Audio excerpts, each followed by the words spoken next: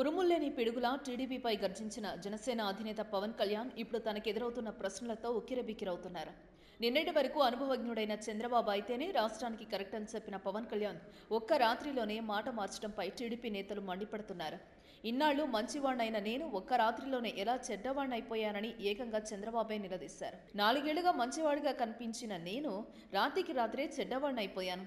ఇంతటి చెడ్డవాడినైతే 40 ఏళ్లు రాజకీయాల్లో ఉండలేను. అవిశ్వాసం పెట్టాలని నిర్ణయం తీసుకున్న వెంటనే నైతికతను పాటించి ఎన్డీఏ నుంచి బయటకొచ్చాం.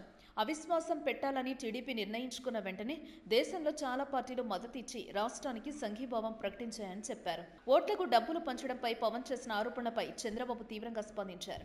నియోజకవర్గానికి 25 కోట్లు పంపుతున్నామంటూ పవన్ ఆరోపణలు చేస్తున్నారు. అసలు ఎన్నికల సంస్కరణలు తీసుకురావాలని కోరుతుందే నేను కదా అని అన్నారు.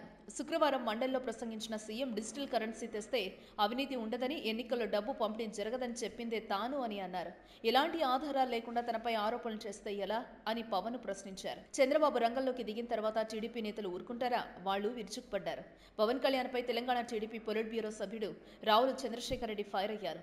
ఎలాంటి ఆధారాలు లేకుండా లోకేష్ పై ఆరోపణలు చేసిన పవన్, మీ అన్న రాజ్యసభ సభ్యుడిగా ఉండి కూడా ఏపీకి ప్రత్యేక హోదాపై స్పందించకపోవడాన్ని ప్రశ్నించవేం అని నిలదీశారు. శుక్రవారం ఇక్కడే పార్టీ కార్యాలయంలో మీడియాతో మాట్లాడిన ఆయన పవన్ పై నిప్పులు చెరిగారు. పవన్ కళ్యాణ్ మాట్లాడే మాటల్లో క్లారిటీ లేదన్నారు. లోకేష్ పై పవన్ చేసిన ఆరోపణలు పూర్తిగా అవాస్తవం అని చెప్పారు.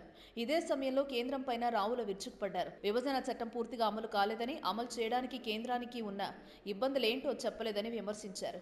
ఎన్నికలకు ముందు అమరావతిలో ప్రపంచంలోనే సుందరమైన నగరం కట్టేందుకు సహకరిస్తామని మోదీ అన్న మాటలను రావుల గుర్తు చేశారు. కానీ నేడు ఏపీని కేంద్రం అనేక రకాలుగా ఇబ్బందులకు గురి చేస్తోందని ఆరోపించారు. కేంద్రానికి రాష్ట్రాలు ఇచ్చే పనుల కంటే కేంద్రం నుంచి రాష్ట్రాలకు వచ్చే నిధులు చాలా తక్కువ అని చెప్పారు. లక్షల కోట్ల అవినీతికి పాల్పడిన జగన్ కు బీజేపీ అండగా నిలబడటం విడ్డూరంగా ఉందన్నారు. బీజేపీ టీడీపీ మిత్రపక్షాలు కాగా తెలంగాణలో బీజేపీ ఒంటరిగా పోటీ చేస్తోందని ఆ పార్టీ అధ్యక్షుడు అమిత్ షా ప్రకటించినప్పటికీ టీడీపీ ఏం అనలేదన్నారు. కనీసం చట్టపరంగా రావాల్సిన నిధులు కూడా రాలేదన్నారు.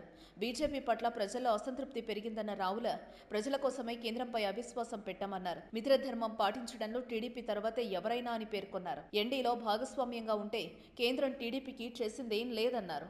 ఆరోగ్యవంతమైన జీవితం కోసం మనం పాటించాలి కొన్ని నియమాలని. చిన్ని చిన్ని చిట్కాలతో చింతలేని జీవితాన్ని ఎలా గడపాలి అనే దానికి వీక్షిస్తూనే ఉండండి మన ఆరోగ్యం యూట్యూబ్ ఛానల్. మరిన్ని ఆరోగ్య సూత్రాలకు సబ్స్క్రైబ్ చేసుకోండి.